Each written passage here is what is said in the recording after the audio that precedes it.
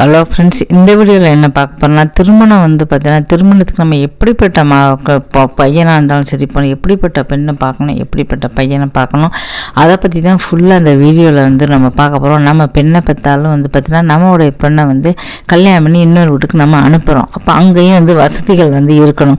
அதே சமயம் பையன் கல்யாணம் ஆயிடுச்சு அப்படின்னா மருமக நம்ம வீட்டுக்கு வருவோம். நம்ம வீட்டுக்கு சரி சில பேர் தனி கொடுத்துட்டு போயிடுவாங்க. அது வேறு விஷயம். எப்படி இருந்தாலும் எதிர்பார்ப்பாங்க.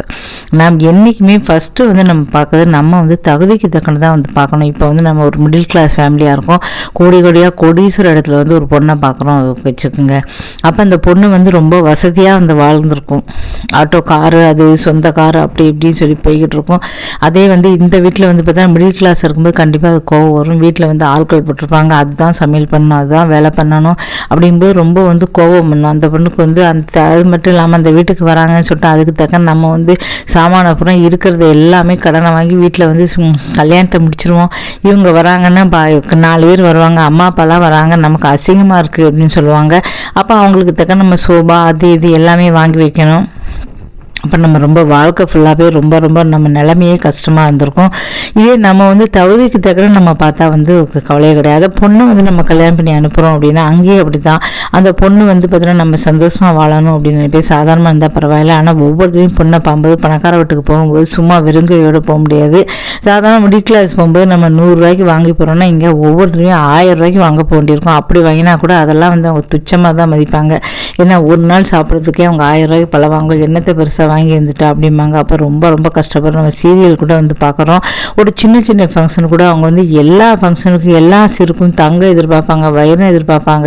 கடனை பக்கம் வாங்கி இருக்கிறத வச்சு நம்ம கல்யாணத்தை பண்ணி கொடுத்துருவோம். ஆனால் நம்ம பொண்ணை கல்யாணம் பண்ணி கொடுத்து ஒவ்வொருத்தையும் பார்க்கும்போது நம்ம பார்த்தீங்கன்னா அவங்களுக்கு லட்சம் கணக்கில் கொடுக்குற மாதிரி இருக்கும். அப்படிலாம் நம்மளால் கொடுக்க முடியுமா கேட்டால் கண்டிப்பாக கொடுக்க முடியாது. அப்போ நம்ம திணற வாழ்க்கையே வம்பா போயிடும்.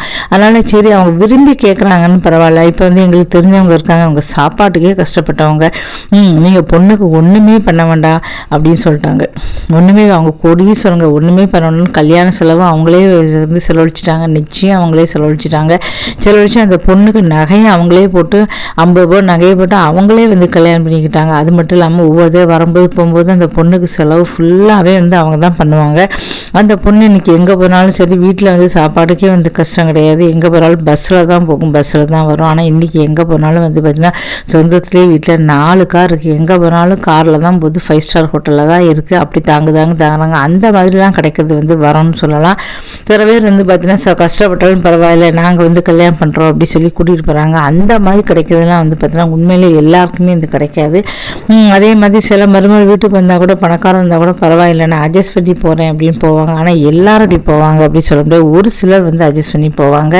இதுவாக இருந்தாலும் நம்ம ஒரு அதிர்ஷ்டம் என்றைக்குமே முடிஞ்ச வரை பார்த்தீங்கன்னா நம்ம கோடீஸ்வரன் இருந்தால் கோடீஸ்வரன் கல்யாணம் பண்ணி கொடுக்கலாம். மிடில் கிளாஸ்னால் மிடில் கிளாஸ். நம்ம தகுதிக்கு தக்கன கல்யாணம் பண்ணால் வாழ்க்கை ஃபுல்லாகவே நம்ம கஷ்டப்பட வேண்டாம். ஏன்னா தகுதிக்கு தக்கன அப்படின்னா அவங்க அம்மா அப்பா பொண்ணை பார்க்க அடிக்கடி வீட்டுக்கு வருவாங்க பையனாக இருந்தால்.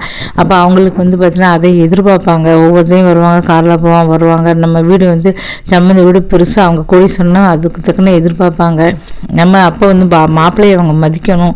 இதெல்லாம் நிறைய விஷயங்கள் இருக்குது. பொண்ணாக இருந்தால் நம்ம ஒவ்வொருத்தரையும் போகணும். அதனால் என்றைக்குமே ஃபஸ்ட்டு பார்த்தீங்கன்னா தகுதிக்கு மீறி என்றைக்குமே நம்ம ஆசைப்படக்கூடாது. விரும்பி கல்யாணம் பண்ணாங்க, காதலித்து கல்யாணம் பண்ணாங்கன்னா வேறு விஷயம். பொதுவாக நான் சொல்கிறேன், பொதுவாக என்றைக்குமே தகுதிக்கு மீறி நம்ம கல்யாணம் பண்ணக்கூடாது. இந்த காலத்தில் பார்த்தீங்கன்னா காதலிச்சு கல்யாணம் பண்ணுறாங்க. இப்போ கூட சமீபத்தில் கூட எங்கள் உறவுக்காரங்களுக்கு திருமணம் நடந்திருக்கு. அந்த பொண்ணுக்கு எதுவுமே பண்ணலை. அந்த பையனுக்கு பார்த்திங்கன்னா நிறைய 4 வீடு இருக்குது, ஏகப்பட்ட சொத்து, காரு, பங்களா எல்லாமே. ஒரு பைசா வாங்கலை. கட்டின உடனே அப்படியே கூட்டின்னு கல்யாணம் பண்ணியிருக்கான். இங்கே கிடையாது, 5 விஷயம் இல்லாமல் அப்படியே கல்யாணம் பண்ணிட்டு வந்திருக்கான். இதெல்லாம் எல்லாருக்கும் நடக்குமா அப்படின்னு கேட்டால் கண்டிப்பாக நடக்காது. இன்றைக்கி அந்த பொண்ணுக்கு ஓரளவு இருக்குது. இருந்தாலும் அவங்க வீட்டிலேருந்து எந்த ஒரு சீரும் ஒன்றுமே அனுப்பலை. அப்படியே கட்டின புடையோடு அப்படி அனுப்பியிருக்காங்க. இதெல்லாம் யாருக்கு கிடைக்கும் கேட்டால் யாருக்குமே கிடைக்காது.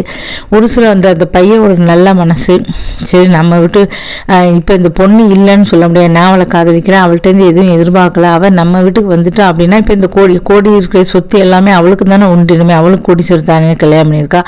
அப்படிலாம் ஒரு மாப்பிள்ளை கிடைக்கும் உண்மையிலே கொடுத்து வச்சுருக்கலாம். அப்படி ஒரு சிலர் இருக்க தான் செய்கிறாங்க. நல்ல ஒரு மனசோடு இருக்க தான் செய்கிறாங்க. அப்படி பதவியெல்லாம் கிடைச்சா என்றைக்குமே தகுதிக்கிற என்றைக்குமே வந்து ஆசைப்படக்கூடாது. அடுத்து வந்து படிப்பு எல்லாமே இந்த காலத்தில் வந்து பார்க்கணும். பொதுவாக வந்து பார்த்திங்கன்னா நம்ம படிப்பு சொத்து பொதுவாக வந்து நம்ம வந்து பொண்ணு வரதா இருந்தாலும் சரி, அது என்ன படிச்சிருக்கு, எவ்வளோ சொத்து நகை எல்லாமே கேட்போம். அதுமாதிரி பொண்ணை நம்ம கல்யாணம் பண்ணி கொடுத்தாலும் கேட்போம். நகை பணம் சொத்து எல்லாமே வந்து நம்ம கொடுத்து தான். ஏன்னா இந்த பொண்ணு வந்து நம்ம பொண்ணு வாழ்க்கையில் நல்லா இருக்கணும் அப்படின்னு சொல்லிட்டு நம்ம கேட்குறோம். நாளைக்கே வந்து கஷ்டம் வந்துச்சு பொண்ணு அப்படின்னா கல்யாணம் என் அம்மா வீட்டுக்கு தான் வருவா. அம்மா எனக்கு 1 லட்சம் கொடு 2 லட்சம் கொடு அது கூட இது கூட ஒரு நல்ல வேலை இருக்கான்னு பார்க்கணும். நிறைய பேர் என்ன பார்க்குறாங்க தெரியுமா, இங்கே உறவுக்காரங்களை வந்து பார்த்திங்கன்னா ஒருத்தங்க நிறைய சொத்து இருக்கா அப்படி பார்த்து கல்யாணம் பண்ணிட்டாங்க. ஆனால் சொத்து வந்து கொஞ்ச நாளே அவனுக்கு வேலையே இல்லை. 4 வீடு 5 வீடு வச்சுருந்தான். ஆனால் கொஞ்சம் கொஞ்சமாக அந்த சொத்து இல்லைன்னா ஒரு வீடை விற்றான், அடுத்த வீடை விற்றான், அடுத்த வீடை விற்று எல்லாமே போய் இன்றைக்கி வந்து சாப்பாடு கஷ்டப்படுறான். அதனால் வேலை இருந்துச்சு அப்படின்னா அவனால் கண்டிப்பாக வந்து பார்த்திங்கன்னா இந்த மாதிரி கஷ்டப்படுவானா கேட்டால் கிடையாது. கண்டிப்பாக ஒரு நல்ல வேலை இருந்துச்சுன்னா கண்டிப்பாக வந்து யாருமே வந்து இருக்கிறதுனா நல்ல வேலை இருக்கா, நல்ல படிப்பு இருக்கா, என்ன சொத்து இல்லாட்டாலும் பரவாயில்ல, படிப்பு வேலை ரெண்டும் இருந்துச்சுன்னு பார்த்தீங்கன்னா கண்டிப்பாக சொத்தை வந்து நம்மளால் சேர்க்க முடியும். நல்லா படிச்சிருக்கான், நல்லா வந்து வேலை பார்க்குறான், அப்படிலாம் நல்லா படிச்சிருந்தா கூட வேலை கிடச்சிருச்சு அப்படின்னா ஏதாவது ஒரு வேலைக்கு அவன் போயிட்டான் அப்படின்னா நல்லா வந்து பார்த்திங்கன்னா உங்களுக்கு வேகமாக வந்து நம்மளால் சொத்து வந்து சேர்க்க முடியும். ஏன்னா இந்த வேலையை வச்சு நிறைய லோன் வாங்கி வீடு வாங்கிக்கலாம், சொத்து வாங்கிக்கலாம். ஆனால் வந்து பார்த்தீங்கன்னா படிப்பும் கிடையாது, படிப்பே கிடையாது. அவன் சொத்தை மட்டும் நம்பி என்றைக்குமே அது கொடுக்காதீங்க. என்றைக்குமே அது மிகப்பெரிய ஒரு தப்பு. அவன் 10 வீடு வச்சுருக்கான், அவன் 5 வீடு வச்சுருக்கான்னா அது மிகப்பெரிய தப்பு. இன்றைக்கி இருக்கலாம், நாளைக்கே வழி இல்லைன்னா ஒவ்வொன்றா விற்றுறாங்க. சொத்தெல்லாம் வந்து ஒரு நிமிஷத்தில் போயிடும். ஆனால் நல்லா படிச்சிருக்கான் பையன், நல்ல வேலை இருக்கான். எங்கள் உறவுக்காரங்க படித்தவனுக்கு கல்யாணம் கொடுத்தாங்க, அப்போ அவனுக்கு வேலையே இல்லை. அதுக்கப்புறம் வந்து பார்த்தீங்கன்னா பெரிய இடத்த வேலை பார்த்து இன்றைக்கி 7 8 வீடு காரு பங்களான்னு ஓஹோன்னு இருக்கான். ஏன்னா அவனுக்கு ஒரு நல்ல படிப்பு இருந்துச்சு, அப்போ வேலை இல்லாமல் தான் கல்யாணம் பண்ணிக்கிட்டான். அதுக்கப்புறம் ஒரு நல்ல வேலை அவனுக்கு கவர்மெண்ட் வேலை கிடச்சிது. அதுமாதிரி பெரிய படிப்பு படிச்சிருக்கான் அப்படின்னா தாராளமாக நம்ம படிப்பை நம்பி நம்ம கல்யாணம் பண்ணி கொடுக்கலாம். சொத்தை நம்பி என்றைக்கும் கல்யாணம் பண்ணி கொடுக்கக்கூடாது. படிப்பு இருந்தால் சொத்தை நம்மளால் வந்து சேர்க்க முடியும். ஆனால் சொத்தை வச்சுட்டு அதுக்கப்புறம் 10 வீடு வச்சுருக்கான், அதனால் படிப்பை வந்து சம்பாதிக்க முடியாது. அதுதான் ஒரு மிகப்பெரிய ஒரு விஷயம். அதை வந்து கண்டிப்பாக நீங்கள் கவனிக்கணும். ஏன்னா சொத்தை நம்பி யாருமே வந்து பொண்ணை கொடுக்கவே கொடுக்காதீங்க. ஒரு ரொம்ப நல்லது நிறைய விஷயங்கள் வந்து பார்த்துட்டேன். அதனால் விற்று கஷ்டப்படுவாங்க. அதனால் படிப்பு இருந்துச்சுன்னா கண்ணை மூடிட்டு நம்ம கொடுக்கலாம். அவன் நல்லா படிச்சிருக்கான், பெரிய வேலை. அதே மாதிரி உழைப்பாளி கொடுக்கணும். எந்த வேலையாக இருந்தாலும் சரி, அவன் பெரிய படிப்பு படிச்சிருக்கான். சில பேர் பார்ப்பீங்க எந்த ஒரு சின்ன வேலையாக இருந்தாலும் சரி சுன்னு போவாங்க. எந்த வேலையாக இருந்தாலும் சரி நான் போகிறேன். அப்புறம் வந்து அப்படிப்பட்டவங்க கண்டிப்பாக அந்த கொடுக்கலாம். நான் அந்த வேலை தான் போவேன், இந்த வேலை தான் போவேன், அப்படி தான் போவேன். படித்தவங்க சிலவே வந்து சொல்லுவாங்க. அப்படிப்பட்டவங்க கண்டிப்பாக பொண்ணையும் கொடுக்கக்கூடாது. ஏன்னா அந்த வேலைக்கு போவேன் இந்த வேலைக்கு போவேன்னு நாள் பூரா அவங்க உட்காந்துக்கிட்டு தான் இருப்பாங்க தகுதிக்கு மேலே. இந்த சிறகடிக்காசை சீரியலில் பார்த்தியா மனோஜ் பாய் தான் அப்படி படிச்சிருக்கேன் இப்படி படிச்சிருக்கேன்னு தற்பெருமை பேசிக்கிட்டு அப்படிப்பட்டவங்களுக்கு படிச்சிருந்தா கூட வேஸ்ட் தான். எந்த சோம்பேறி பண்ணிக்கிட்டு சில பேர் வந்து பார்த்திங்கன்னா குறைய படித்தாலும் எந்த ஒரு வேலையாக இருந்தாலும் சரி டக்குன்னு வேலையாக இருந்தாலும் சரி வேலைக்கு போவாங்க. அப்படி சம்பாதிப்பாங்க. வேலைக்கு போகணும், சம்பாதிக்கணும், நம்ம குடும்பம் இருக்கணும். அப்படி விட்டவங்கள வந்து பார்த்திங்கன்னா என்றைக்குமே வந்து பார்த்திங்கன்னா நம்ம வந்து கொடுக்கலாம் விஷயங்கள் இருக்குது. ஏன்னா வாழ்க்கைங்கிறது சும்மா ஒரு விளையாட்டு வந்து கிடையாதுங்க வாழ்க்கைங்கிறது. ஏன்னா ஒரு விளையாட்டு கிடையாது. ஒரு பொண்ணை கல்யாணம் பண்ணி நம்ம கொடுக்குறோன்னா கஷ்டப்பட்டு பெற்று வளர்த்து ஒருத்தங்கிட்ட ஒப்படைக்கிறோன்னா அது மிகப்பெரிய விஷயம். அதே மாதிரி பையன்னு வந்து பார்த்திங்கன்னா பையனோட வாழ்க்கையும் அப்புறம் தான் இருக்கும். ஒரு பொண்ணு வந்து வருதுன்னா அவனுடைய வாழ்க்கையை பொறுத்து தான் இருக்கும். நல்ல பொண்ணாக இருந்தால் அந்த பையனை நல்ல வழியாக கொண்டு வருவா. இல்லைன்னா அவனை வந்து பார்த்திங்கன்னா மனம் வருத்தத்துக்கு ஆளாகி அவன் வந்து மோசமாகி மனசையும் மோசமாகி வாழ்க்கையே வம்பா போகிற இது இருக்குது. அதனால் கல்யாணங்கிறது சும்மா விளையாட்டு கிடையாது. நம்ம பார்த்து பையன் எடுக்கிறதாயிட்டும் பையன் கொடுக்குறதாயிட்டும் 2 பேரும் நம்ம கண்டிப்பாக வந்து கவனிக்க வேண்டிய விஷயம். ஏன்னா ஒரு பொண்ணு இங்கே வந்துச்சு அப்படின்னா அந்த பொண்ணு வந்து எல்லா சொத்தையும் எடுத்துக்கிட்டு போயிட்டு அவனை படாப்படுத்தி எத்தனையோ இடத்துல அப்படியும் பண்ணலாம் பொண்ணு. அதனால் நம்ம பொண்ணை வந்து நல்லபடியாக வளர்க்கணும், பையனாக இருந்தாலும் நல்லபடியாக வந்து வளர்க்கணும். இப்படி நிறைய விஷயங்கள் இருக்குது. அதெல்லாம் கண்டிப்பாக வந்து யோசிக்கணும். அதனால் ஏனாவதுனால நம்ம வந்து கொடுக்க முடியாது. ஐயோ அவங்க கார் வச்சுருக்காங்க, அவங்க பாரிசம் ஒரு நாள் பார்க்காங்க, ஒன்றுக்கு 10 தடவை ஒவ்வொன்று யோசிங்க. அக்கம் பக்கம் சில பேர் யோசிப்பேன். அக்கம் பக்கம் கேட்கறதுனால எந்த இதுவும் கிடையாது. நமக்கு வந்து பார்த்தீங்கன்னா 1 நாள் 2 நாள் இருந்தாலே வந்து தெரிஞ்சு போயிடும். இந்த பையன் எப்படி பொண்ணு எப்படி எல்லாமே இது தெரிஞ்சு போயிடும். ஏன்னா வந்து பார்த்திங்கன்னா அந்தளவு வந்து இருக்கும். அதனால் கண்டிப்பாக வந்து பார்த்திங்கன்னா பொண்ணு பையனை கொடுக்குறதுனா 1க்கு 10 தடவை வந்து யோசிச்சுங்க. நல்ல படிப்பு இருக்கணும், நல்ல வேலை இருக்கணும், பார்த்துவீங்க, உழைப்பாளியாக இருக்கணும். எந்த வேலைக்கும் பரவானா வந்து இருக்கணும். தான் படிச்சிருக்கோம் அப்படிங்கிறது வந்து தற்பெருமை இல்லாமல் எந்த வேலைக்கும் பரவானா இருந்தால் கண்டிப்பாக நம்ம தாராளமாக வந்து கொடுக்கலாம். அதனால் படிப்பு இருந்தால் எவ்வளோ கோடிக்கணக்கான சொத்தை கூட வந்து வேலை இன்றைக்கி வேலை இல்லாமல் இருக்கலாம், நாளைக்கே வெளிநாடு போவான். இப்போ வந்து எங்கள் உறவுக்காரர் அப்படி தான் வேலை சாதாரணமாக தான் வேலை பார்த்தாரு. கல்யாணத்துக்கு அப்புறம் தான் வெளிநாடு போனார். லட்சமாக சம்பாதிச்சு இன்றைக்கி பெரிய கோடீஸ்வரன் ஆகிட்டார்.